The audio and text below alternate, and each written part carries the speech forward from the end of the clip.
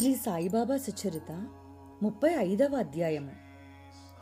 బాబా వచ్చిన భక్తులను దక్షిణ అడిగి తీసుకునేవారు. ఇది చాలామందికి విడ్డూరముగా నుండేది. ఆ విషయము వలన బాబాని ఈసడించేవారు లేకపోలేదు. భక్తుల ఎన్నో జన్మలలో గల పాపాలను రూపుమాపడానికే బాబా దక్షిణలు అడిగేవారు. అదే సత్యము. కాకాజని స్నేహితునికి విగ్రహ పూజ, వ్యక్తి పూజ పనికిరావు. కాక ఎన్నో మార్లు బాబావారి దివ్యదర్శనానికి రమ్మన్నా వాయిదా వేసేవాడు. తుదకు కాకాను సంతోషపెట్టడానికే షిరిడీకి వెళ్ళుటకు అంగీకరించి ఒక నియమము పెట్టాడు. మిత్రమా, నేను మాత్రం అతనికి నమస్కారము చేయను, దక్షిణ కూడా ఇవ్వను అనగా కాకా మహాజని అలాగేనన్నాడు. ఇద్దరూ షిరిడీ వెళ్ళి మసీదుకు వెళ్ళగా కాకా మిత్రుని బాబా మసీదులో నించారు. ఆ మిత్రుడు మహాశ్చర్యమందాడు. ఎప్పుడో చనిపోయిన తన తండ్రి కంఠధ్వని నా తండ్రిదే అని హఠాత్తుగా బాబా దివ్యపాద పద్మాలపై పడి సాష్టాంగ వందనలు ఆచరించాడు. బాబా ఆ మిత్రుడు ఉండగా కాకాను రోజుకు 2 మార్లు దక్షిణ అడిగి తీసుకునేవారు.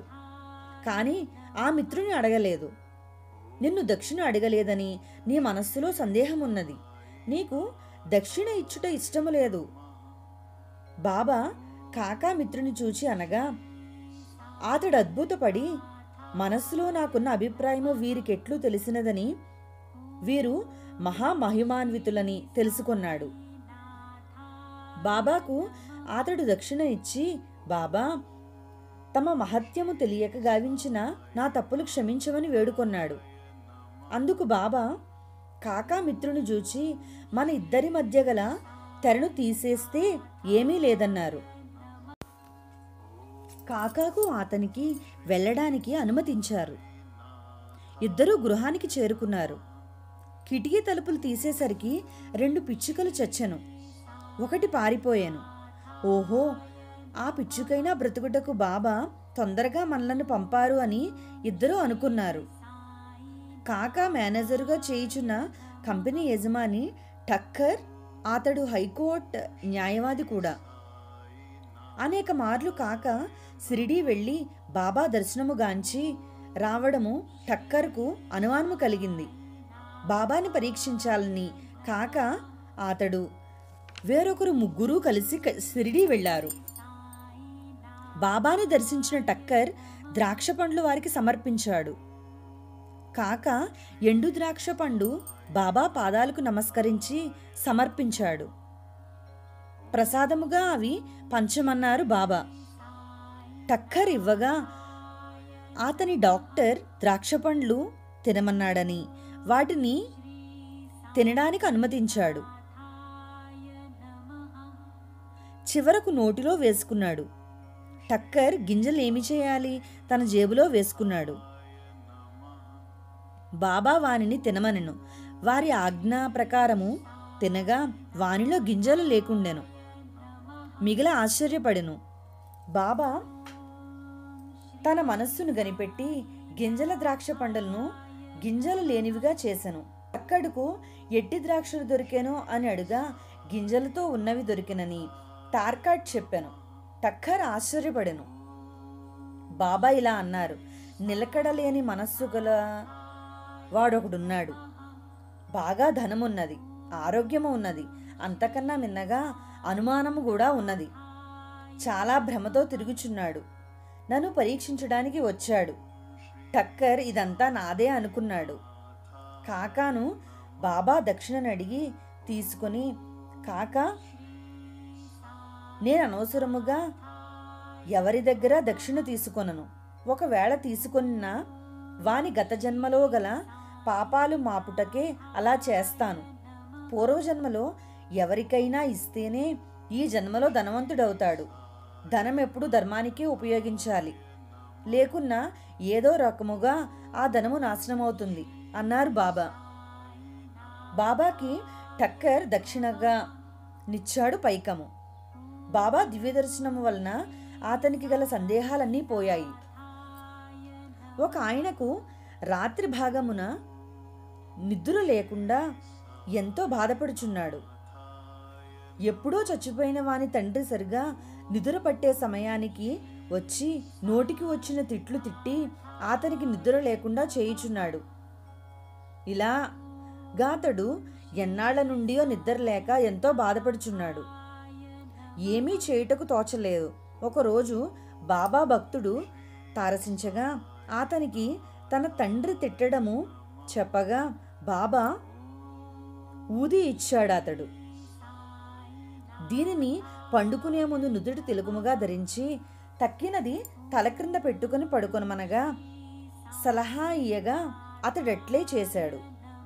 ఆ రాత్రి అతడు గాఢముగా నిద్రించి ఆ రోజు నుండి బాబా భక్తుడై నిరంతరము వారి పవిత్ర నామజపము గావించి మంచి జీవనము సాగించినాడు.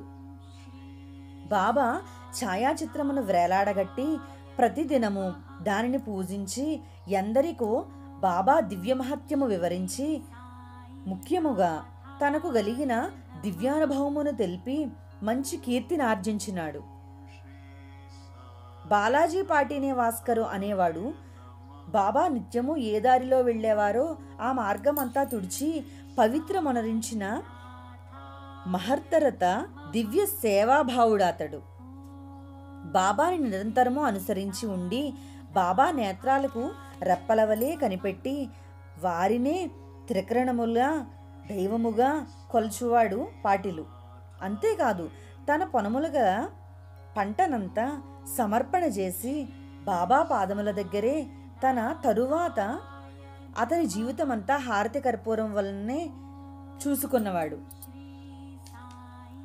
అతని తరువాత అతని కుమారుడు కూడా పితృదేవుని అడుగుజాడల్లో ప్రయాణించి బాబా దివ్యాశీస్సులు పొందినాడు. ఆ రోజు పాటిలు శ్రాద్ధ దినము. అతని బంధువులు మిత్రులు చాలామంది భోజనానికి పిలిచినా సరిగా వేళకి ఎంతోమంది వచ్చారు. ఆయన అర్ధాంగికి భయము కలిగింది. ఏమి చేయాలో తోచలేదు. ఈ విషయము వినిన కోడలు ఏమీ భయమక్కర్లేదు, మన కార్యము కాదిది. బాబా అందువలన వారే సర్వము చూసుకుంటారని ఓదార్చింది. వంట పాత్రలను మంచి బట్టతో పూర్తిగా కప్పింది. బాబాని ప్రార్థించి వారి దివ్య ఊది అన్నిటి యందు చల్లి బాబా ఈ కార్యము నీది, ఎలా విజయము చేసుకుంటావో నీదే భారమని వందనలందించింది. బాబా దివ్యనామ జపము చేస్తూ అందరికీ వడ్డన సాగించింది. వచ్చిన వారందరికీ సరిపోయి ఇంకా మిగులుగా ఊరి వారందరికీ బాబా ప్రసాదమని పంచినది. బాబా దివ్యమహత్యమునకు ఇది ప్రత్యక్ష ప్రమాణము. సిరిడి నివాసి బాలాజీ పాటిల్ గృహానికి రఘుపతి పాటిల్ వెళ్ళాడు. అక్కడ ఆవుల శాలలో ఒక సర్పము కనిపించింది. అందరూ ఎంతో భయమందగా సాయి ఇదిగో పాలని గిన్నె నిండా పాలు పెట్టి త్రాగమన్నాడు బాలాజీ. అంతలో ఆ పాలు త్రాగిన సర్పము అదృశ్యమైంది. ఇద్దరు భార్యలున్న బాలాజీకి బాబా బట్టలిచ్చి ఆశీస్సులు అందించేవారు. ఓం శ్రీ సాయిరాం సదావర ప్రదః. శ్రీ సచ్చిదానంద సమర్థ సద్గురు సాయినాథ్ మహారాజ్ కీ జై.